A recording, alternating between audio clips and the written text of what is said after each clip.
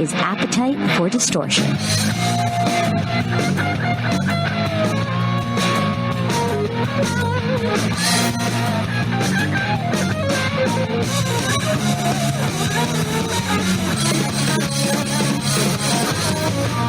And welcome to the podcast, Appetite for Distortion, episode 232.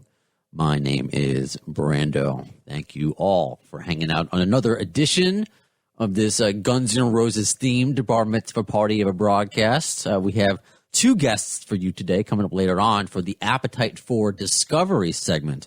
Adrian Quesada of Black Pumas, who were nominated for a Grammy this year for Best New Artist, but lost to Billie Eilish, which is nothing to sneeze at. She's like the most famous person on the planet now. But we're going to talk to Adrian.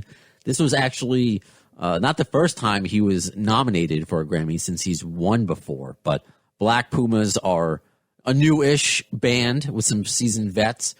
But it's a Guns N' Roses podcast, so we're going to talk to him about Appetite for Destruction, of course. And we're going to discover if the mayor of his hometown was in Guns N' Roses. More on that later. But first, guitar legend from Toto, Steve Lukather. I mean, this guy's credits are longer than just Toto's credits. But today we're going to focus on, other than the 6 Degrees of G.N.R. Bacon, of course, his forthcoming solo record coming out February 26th of next year, I Found the Sun Again. And also Toto, Reformed. And he is going forward with Toto, along with Joseph Williams. And not only are they going to have, hopefully, a tour next year, but they are putting on a live stream event soon. So we're going to talk to him about that right now. Hi, Steve. Hey, Brandon. What's up, man? I'm doing pretty well. How are you doing, Steve? Well, thank you. I'm doing okay. I'm just looking out the window going, is it going to be sunny or not? Can't make up its mind yet. See, now I kind of have hanging out here at the house, you know? See, now I have a visual because I got to say, as I'm doing this interview, normally I would be in the studio, but I'm in my apartment in Queens. I got to see your place. There you go. I'm in my place in L.A., yeah. But is that the same place you shot Run to Me? Because we got a... That is true, yes. Okay, so we got a chance to see where house. we live. Because I'm inside of it now in my office somewhere. Okay.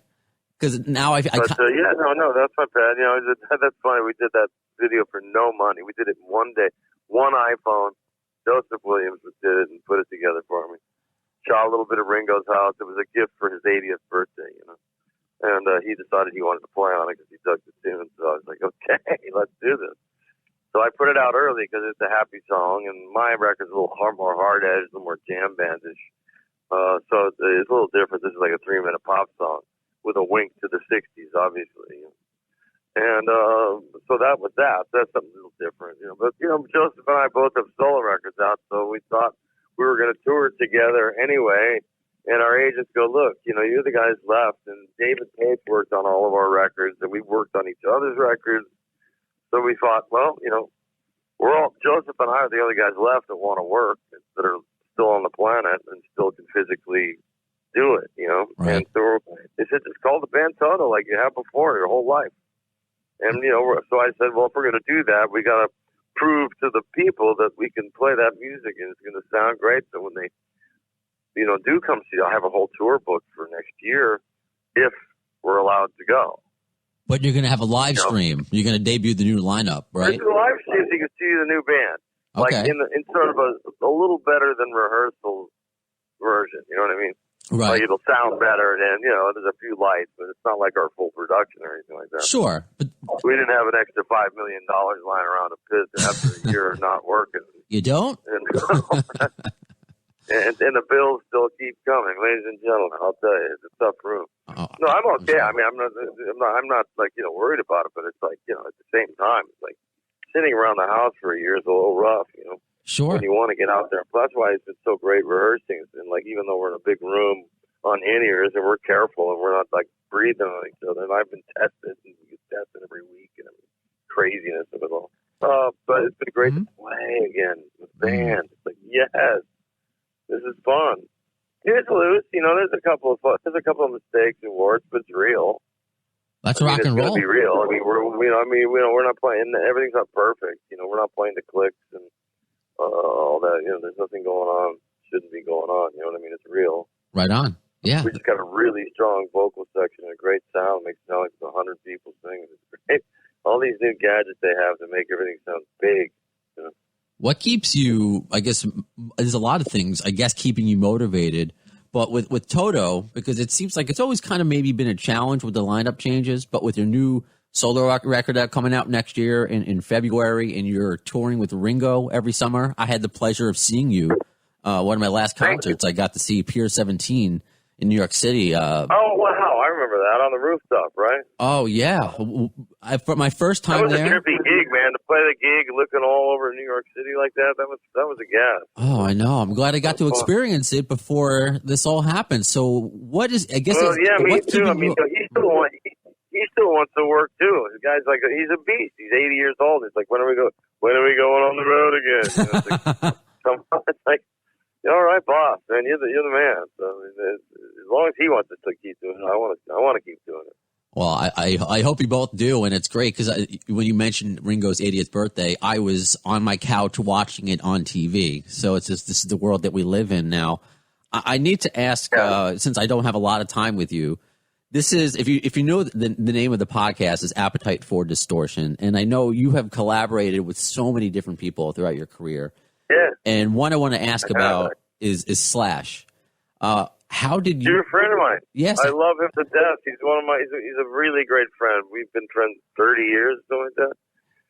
We just had dinner last week, man. I talk to him all the time. We're trying to get together again. I love him. Wow. One of my favorite human beings, and an incredible guitar player, obviously, and one of the great sweethearts in rock and roll, man. He's just really super smart, man. You would think, oh, the guy's really, he's a together, well-read cat, man. I have deep respect for him. Plus, I love him as a person. He's a great guy. Was there any temptation, perhaps, when Guns N' Roses wasn't doing anything, you recommended him to Ringo for the All-Star Band? Did you ever want to collaborate with him? I never did. I never did that, but they know each other anyway. So, sure, I kid. And even that. I don't think that's a sort of a gig for him. It seems to me that he would be, he does what he does. And backing up other people isn't really something that he does. Whereas I was a studio guy, so I can do anything. It's like, what do you want me to sound like right now? Okay, I can do that. All right, let's do that. Whereas he's very much, I don't know, ask him. Maybe he'd be perfect. I don't know. It was just the thing is, a fantasy he doesn't of mine. Sing. But you got to be able to sing a little bit to be in the band. That's very true. I don't think he sings. I've never heard Slash sing. I don't think anybody has. On a couple of songs, but it's not. It's I'm gonna get him to sing for him. Hey man, I say he can sing a little bit. But other people may say no. I'm just gonna guess. Because he has a musician's ear. I mean, some musicians are great, but they can't really sing very well. But they can at least, hum a tune. You know what I mean? Sure. So, who is out there, I guess, or are they on your solo record that you want to still work with and collaborate with, since you have such a long and storied career? I mean, I just want to work with guys that didn't need to rehearse and they could read the part and also play their asses off free form. So, I mean, with me, I use Greg Bissonette on drums. I use Jorgen Carlson from Government Mule on bass, and John Pierce on a couple of songs. And then it was David Page on Hammond and piano. And then it was Jeff Babko on all the rest of everything, some piano. They all switched off. Me on guitar. That was it. I didn't really – and Joseph Williams did some background vocals for me. I did it in 8 days, so I didn't have a lot of time to do the whole, let's get everybody I know on a record. I just wanted to do it old school, like a early 70s record with 2020 sounds, and that's what I did. On the other hand, everybody else got to jam and play, and everybody solo and everything, all the souls were live, so I had a blast, most fun ever. That was what I wanted to do. So if it's a sort of a vanity record, I guess, but there's also some pretty cool songs on it. So you be the judge, my friend. Right on. So that comes out February of next year, and the Toto live stream event is November 21st. Yeah, February 26th, and this weekend, this Saturday, the 21st, is the Toto Dogs of Oz tour debut of the new band. Awesome. I can't thank you enough. This really was a pleasure. I hope to have you on again. Obviously, there's so many questions to Thank you very much, man. Thanks for having me on. You have a great day. Appreciate it. Bye. Great. A little like at the beginning, it's so funny. Like when I get these, as I mentioned, if you listen to these interviews, some of the shorter ones. So I think I was exactly the middle point of Steve Lukather's press tour this morning. He's been going since it's 11 a.m. around 11 a.m. here in New York City. He's been going since 10 a.m. He's going to noon, all 10-minute intervals. So sometimes this is how interviews happen. And you get their press release and all that. And, it gives us most updated material if there's new songs to listen to. And sometimes there are little notes, perhaps, about the interview themselves, like, don't ask about such and such. Like when I got this for Duff McKagan, it said, don't ask about Guns N' Roses, which I wasn't going to if I had the opportunity, but that's another story. For Steve, it just said, please note that Steve does not talk in sound bites. So make sure you're to the point, and hopefully he'll get right to the point, which is kind of like how I am.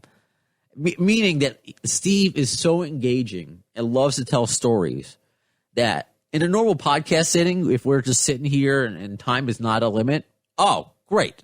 But when you got 10 minutes, you got to sometimes cut people off to get to another question. So it's kind of like a heads up, like, hey, don't wait otherwise he may give you a really nice 10-minute question, answer rather. But that was fun. It really was. I hope to get to talk to him again. You could see that I could have asked him a lot about Slash, but the interview isn't about Slash. It's about Steve Lukather's stuff. And I want to ask him about Michael Jackson and Beat It. I mean, oh my goodness. You sent in a lot of questions, and I appreciate that. And as I mentioned, time is a factor, unfortunately, for these interviews. So you're on my mind, though, and you definitely still help me guide my thought process with these interview questions. But I digress. So let's continue this episode of Appetite for Distortion with a segment where we talk about new music. Yes, new music on the Guns N' Roses podcast. We wish it was new Guns N' Roses music, but, well, soon is the word. We discover other new music, other new artists on a segment we like to call Appetite for Discovery.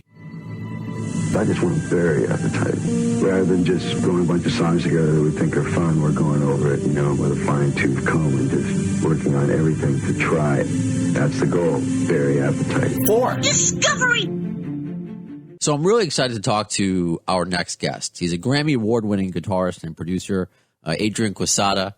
And I guess this year, you can correct me if I'm wrong, Adrian, that this was your second opportunity at a Grammy with the Black Pumas. So this was you could have been a 2-time Grammy Award winner, but I think losing out to Billie Eilish, that's okay. Yeah, I'll take that L. So that was actually my third time at the Grammys, but our first time is Black Pumas, yeah. Okay.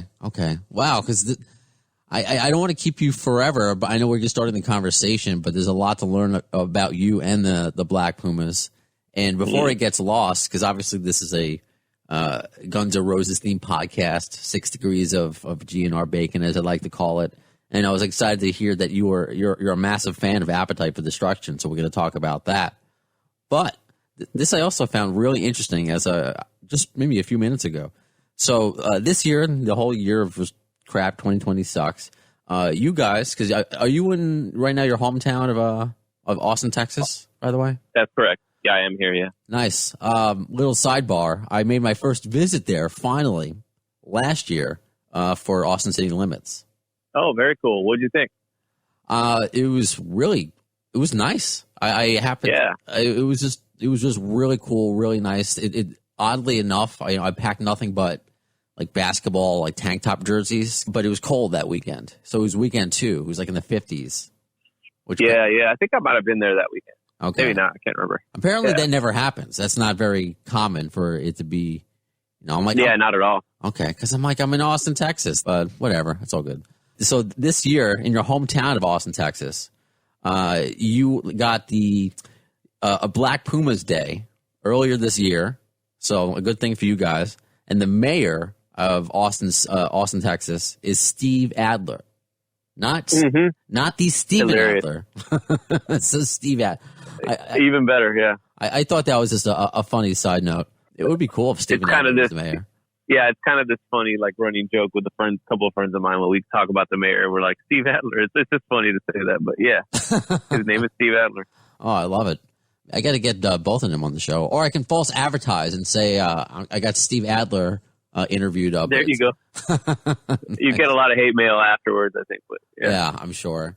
So what were the plans, which, I mean, this year is almost over, thankfully, but it looks like, I mean, there's no, not to be a Debbie Downer, there's no end in sight, but what were the plans for you and Black Pumas this year?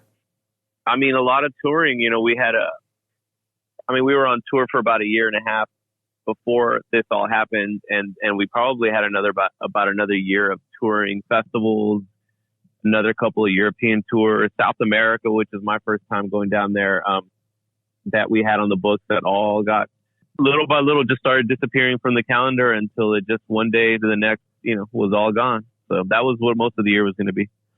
Oh, because I can't imagine the high of, again, you're a relatively young band. You've been in the music game for a while. We're going to dive into both of those a little bit, but I mean, is there a way to describe, again, the high? You're nominated for your Grammy. You're a young band. Where, I mean, when did the Black Pumas technically formulate? 2017, right? That's right. Yeah, 2017. We didn't really actually play our first show till 2018, but Eric and I started working on the music in 2017. All right. Well, Wikipedia is right then. I'm not going to pretend I know more than that. But to be nominated for a Grammy and to get out there, because you were doing late night shows, all of that. So how have you handled it? How have you been handling staying creative and just not going out of your mind? Because the Black Pumas, or I should say because Black Pumas, are a band that needs to be heard live. I can't, for someone who hasn't seen them yet, just from the experience you watch, either from your videos or just listening to it, it's just, you could tell that this is a band that needs to be seen live. Oh, thank you, man. So it's been, trying to just find the silver lining in all of it. I'd say that, it was a bummer for sure to see it all kind of disappear and see some of this momentum that we had going just go away. But I will say that just trying to find the silver lining in it all. I mean, we had, just from the time we played our first gig to, our last tour that we did this year in Europe, February of 2020, it was all happening so quick that we hardly ever had time to take it in and savor it. We were going one tour to the next, one city to the next. We'd come home for a few days basically to do laundry and make sure, my wife doesn't forget me. And, it was just a whirlwind. So it was the first time where we actually were able to pause and kind of reflect on what had been happening and savor it. So, and originally we started as a studio project. We started in 2017. We didn't play our first show till 2018. So, again, just trying to be positive and find the silver lining. We it's allowing us to kind of write again and start. We're about to pretty soon dive deep into our second album. So we're, trying to make the best of it. So how long to get your background, because I said before the Black Pumas, or again, I keep messing that up. It's like saying, do I say the Beatles or the Beatles? Oh, it's fine. Yeah, I know, right? Yeah, no, it's fine. You're fine. I mean, what is it technically? It's just Black Pumas, right? Technically, but it is what it is. It's people call it the Black Pumas. There's no getting around that. I'm trying to think of what examples. I remember reading that Yoko Ono would call the Beatles, not the Beatles. Okay. So I don't know that there's a right way, but I do think the Black Pumas you can get away with. Okay. I gotcha. I appreciate that. Since Black Pumas are, again, relatively new, and I think that's awesome that you're in a class, I guess, as far as for new music with Billie Eilish. I've said on this podcast, honestly, I'm a fan of hers. She's great. Yeah. I just think so, because I often talk about, with the Guns N' Roses podcast, talking about a band, from late 80s where, there's maybe not a lot of great new rock music, hard rock, or maybe it's hard to find, but music in general, there is a lot of it. And, obviously Black Pumas are within that. But going back, and you can help me maybe give dates to these. So how old of a guy are you? Because you were nominated for one of the Grammys, or you won one of the Grammys back in 10 years ago, 2010. So I'm 43. Wow, you sound young. I got to tell you something. Yeah. You sound like a young man. Thank you, man.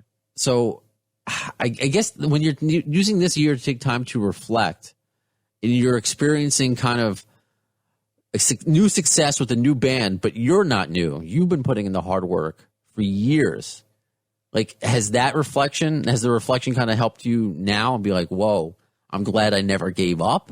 Or like, were you never faced with that since you had success, I guess, early on? It's funny because it's like I never, because it sounds super cliche to say this, but like, if you truly are doing it because you love it, it's been on the table in the past where I've considered, there's been low points where I've considered like, okay, well maybe, I've certainly back in the day taken on like a bunch of part-time jobs and here and there when things aren't going as well. But I'd be doing music no matter what, it's like I don't know that I would be dedicating every single day to it if it wasn't paying my bills. But I think if you just really love it, there's nothing that would stop me from making music. That's what, in college when everybody was going to parties, I'd go to the party and leave really early because I just wanted to get back to my, dorm room and work on my 4-track. So, it's just like literally what I would be doing no matter what. But luckily I've been able to, support a family off of it. But there's the music industry is humbling for sure. So it's, I've definitely seen a lot of ups and downs. I can relate to just myself personally with the radio having, what some people may deem a success, but maybe you haven't had that quote unquote big break yet. But you love what you do. There are times I've worked without making money, or just I know I'm spending money or losing money rather by the amount how far I have to travel and paying gas and all that stuff. So I relate to you there for sure. So are you surprised or are you not surprised then by the kind of fast just reception, the critical acclaim that has come along? Because you played South by Southwest and won Best New Band. So have you been surprised by any of this quick success that you and Eric have had? Well, I actually remember telling Eric about a month after we played our first show, I was like, hey, are you, is this something you want to do? Because it is going to happen fast, but I will say that it's even exceeded those expectations. I did know that people seem to be reacting to it, kind of insanely, but I would say that I'm a little bit surprised at this point. It's just all par for the course. I'm not surprised anymore. It's just like part of the Pumas, thing. So. And because you guys have millions of views on YouTube, I want to get the actual updated number so I can give it it was the colors one. The official live session, 46 million views. That is yeah. And the official video has 5.7, which has nothing to sneeze at. That's just insane. So you guys, you and Eric, I should say, Eric Burton, you did not grow up together. You met later on. Like, how did that, I guess, friendship? That's correct. How did that friendship start? And I'm glad, obviously, many millions of people are that friendship started. In Austin, Texas, obviously they call it the live music capital of the world, but I'd say that like what separates Austin from other music hubs like LA, Nashville, New York, whatever, is that there's truly like a sense of community here. So like everybody kind of knows everybody, and kind of it's really not a huge town. Austin isn't. It's growing, but it's not like a really, really huge town. And it was like New York condensed. I was really surprised, and it was cool. I'm like, it's easier to get around, but it's, it has everything you need. And I have friends in all the major cities that are musicians, and like, I will say that there's no place like Austin in terms of just a sense of community. Like, you know, a lot of musicians are friends that all support each other. And when people aren't on tour, they're playing small clubs, you know, in Austin. So there's always that connection. So there's like kind of a 1 degree of separation, you know. So I just, a mutual friend of ours just connected us, man. He had just moved to town he actually moved from LA a couple of years, maybe 1 or 2 years before that. And a mutual friend connected us and we just started working on music. It was that simple. And, you know, as we became a band and started touring and everything, we kind of played catch up with, you know, really getting to know each other and everything. Cause it started, you know, basically in the studio. What kind of music or band specifically did you two bond over? Because it's hard to describe, and yeah, people are putting soul or R&B, psychedelic soul, those kind of labels, but it's hard to, I mean, accurately. I think how I said earlier, you need to at least watch a live video or see them live. That's why I went straight to the live stuff. So yeah, how would you tell me what you bonded? Funny over? enough, we didn't really. Man, we like from the time we met and first spoke to the first studio session we did. I mean, the first time we got together, we recorded like our first 2 singles that afternoon. So it was like, it was all super like serendipitous, and there was just a connection, man. We didn't really even have to like discuss, you know, I didn't know, what he was really into, honestly, when we met. We just started working, man, and it was just flying, and like it was just awesome. And later on, we came to, you know, bond over that. We, you know, we both liked everything from Neil Young to hip hop music to soul music, but I swear that it wasn't really like hey, what are your influences? Here are mine. I mean, we just like, you know, started recording, and it was just working out, and everything that I had already kind of been working on and producing, he fit like a glove over, and every song that he had already written that I kind of was adding my production to fit like a glove. So it was just this totally, you know, symbiotic thing that just happened, and with very little discussion over like what are our common influences. Oh, wow. Okay. Well, this sounds just like it's all meant to be, really. Yeah. So let me ask you, what are your specific influences? Man, they're all over the place. Like I go through heavy phases. I would say that one of my kind of most consistent throughout life was actually hip hop music. I you know, that was kind of like one of the genres that opened the doors for lots of things, because I've gone through, you know, obviously we're on a Guns N' Roses podcast. That was my favorite band for a long time, and I still blast Appetite for Destruction, and I still listen to a lot of rock and rolls, you know, particularly from my formative years. But you know, I've gone through a jazz phase, I've gone through a big soul phase, I've gone through whatever. But, you know, hip hop was the one thing that I remember kind of opened doors for me, because, you know, as they were sampling things in the late 80s, early 90s, you know, there was an era like in the 90s, late 90s, when people were starting to put out compilations of what the samples were. And that's when I was like, oh man, I didn't realize that. I didn't know who I knew who James Brown was from like Coming to America, but I didn't really know James Brown, you know, music. And that's when I was like, oh wow, that's James Brown. I gotta listen to James Brown. And then, oh, that's, you know, Miles Davis. I guess I should listen to that. So it opened so many doors for me, man. But, you know, I mean, honestly, I've gone through phases of everything. It's from, you know, major, you know, I listen to everything. It sounds cliche, but just rock and roll, hip hop, soul music, jazz, everything. Right on.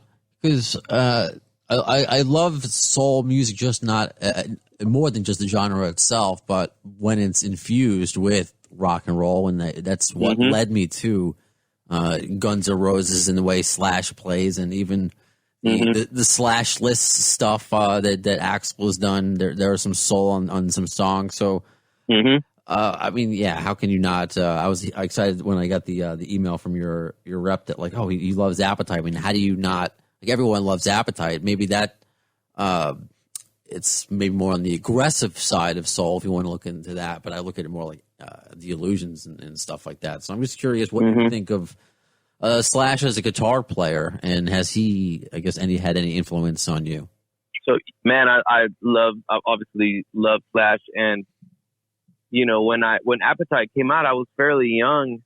And it's funny because I was just texting with my cousin about this, who also used to play guitar. And I was like, and I just I had to move my recording studio. So I was like doing a lot of like construction in here and just stuff like that. So that's always a good opportunity to like put on some classic albums, you know. And okay. I just heard it again like a week and a half ago in its entirety twice in one day.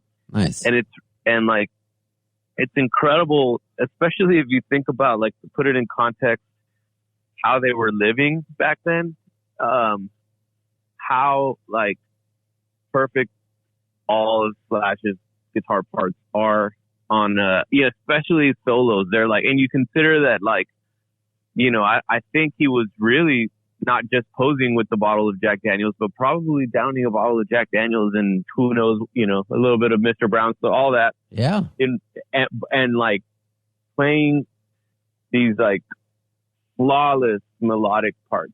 So, I mean, it's, you know, I'm still like just, at his age, you know, back then, like just incredible. But I will say, man, I don't know if we were even going to get to this, but when I was young back then, this is not anything against Slash, but like I always thought Izzy was the freaking coolest guitar player. Like I think he was kind of the unsung hero, man. I love Slash. There's nothing against Slash. So yeah, talk about Izzy, because I mean he gets plenty of love, or I guess the hardcore Guns N' Roses fans want Izzy to get more love, but Slash, I guess, you know, he's the guy with the top hat. He's what the regular person, that's who when they think of Guns N' Roses, they know Axl Rose, they know Slash, and that was kind of one of the reasons why I did this podcast, because anybody knows who, like, whether it's a cheerleader or a metalhead, you know who those two guys are. But Izzy, with his playing, with his songwriting, something that you do, you know. So tell me about, I guess, Izzy, what influence he's had on you as somebody. I mean, he writes. Slash has written some songs, but it's not to the extent that Izzy has. Yeah, man. I mean, that's, you know, and honestly, like back then, I mean, I was young and really young. I remember, like, that's kind of my style. Anyways, I kind of like rhythm guitar, you know. Okay. I always have, and I mean, I can solo and I'll do it, and I really like to do it. But like, I've always really just been attracted to like the guitar contributing to the song and playing. And man, back then I remember the first time I kind of felt like it just knocked me on my feet was the Live at the Ritz. I remember watching it on MTV. I remember like going into my parents' bedroom, they weren't home, and like getting a bag. I mean, I just remember that. I had to order the DVD the other day because I was like, it's so like nostalgic for me. But like, you know, of course, yeah, like Axl and Slash are killing it, but I mean, like back then, I remember like noticing, who's that dude that's kind of like a little more low key, but still awesome and still looks like he could beat you up, you know, like just awesome, man. And then he's playing a hollow body too, which like a lot of rock bands, not many people were playing hollow body guitars back then, you know, just so much like swagger on stage, man. So and then I got to know the story, you know, I didn't understand it back then. I just thought, you know, they're all just characters on TV back then, but, as I kind of learned the story, and then I started to actually like play guitar, and then I figured out who was playing what. I was like, man, I just really love like all the riffs are so incredible. His tone, like his approach to it is just awesome, man. Awesome. No, I appreciate that insight. And you're not the first one nor the last to gravitate toward Izzy. You know, just the quiet cool. Yeah, man. And then later on, I came to learn all the, you know, the history and like, you know, I learned the real story and all that. But yeah, man, I mean, back then I gravitated towards him. Right on. So what are you gravitating toward now? That's my really lame segue into what's next. I mean, this year you were able to accomplish a lot. Again, being nominated for a Grammy for Best New Artist. You've been on Ellen. You've been on Fallon, Seth Meyers, Colbert. What is next? What can we expect from Black Pumas? Little by little, starting to kind of chip away at a new record. You know, we have a lot of new demos and ideas that we kind of need to sort through and start putting our heads together. And I got a text from Eric last night that was like, "Hey man, can you send me the latest demos on a Dropbox link? Cause it's about that time." So I'm like, "All right, man." So it's I think we're about to start kind of diving deep into it. Awesome. I'm excited as a new fan. Definitely a new fan of you, Adrian, and Black Pumas. Oh man, thank you. I'm excited, and I mean, obviously, for a variety of reasons, we want the world to kind of go back to normal. But when it does, I won't say if and when, it won't be that. When it does, when you guys come to New York, I can't wait to see you. Yeah, for sure, man. That sounds great. Awesome. Adrian, thank you so much. Hey, man, thanks for having me. So that does it for this episode of Appetite for Distortion. Before I get out of here, I want to say thanks to Guns N' Radio podcast. They recently had me on an episode of theirs where I dissected Rocket Queen, which sounds weird out of context if you don't know what I'm talking about, and a bunch of the other hijinks that they get into. And also Brandon Fields of Minefield with Todd Kearns had me on a recent episode of his podcast, Fields and Friends. I kind of like being able to not be the host, not play host. I admit that. So thanks guys. And thanks to all of you who have bought T-shirts or a sweatshirt or a sticker or magnets off of Redbubble. That's right. New Appetite for Distortion T-shirts merch is available via Redbubble.com. And I basically make nothing off of it. It's just, you got to have your brand out there, and people have been asking for them for a while. So just thanks to those who have shown interest. And please follow Appetite for Distortion on social media, Facebook.com/The AFD Show, Twitter @The AFD Show, Instagram. The likes keep going up. The follows keep going up on Instagram, which I really like to see. Appetite for Distortion on the gram, as they say. That's what the conversation continues in between each episode. That's how you get to submit questions for guests. That's how you find out about these guests. It's great if you just subscribe. Whether it's iHeartRadio or Spotify, Apple Podcast, Podbean, whatever. But you're missing out on an opportunity to take part in these episodes by not following on social media. And in the future, there will be giveaways. I just recently followed up with the Jersey Jack Pinball guys, and I am going to get a prize pack to give to you. It hasn't been mailed to me yet, but because, things are crazy there with the holidays. But here's the thing, before I get out of here. This may be my last episode of November, because I'm going to Chicago next week for the first time. And Jersey Jack's Pinball happens to be there. So actually, I may be able to pick up my prize pack to give you in person. So follow on social media about all that shenanigans, how to win prizes. If I document, my travels to Chicago, we'll see if I squeeze. To the lame ass security, I'm going home.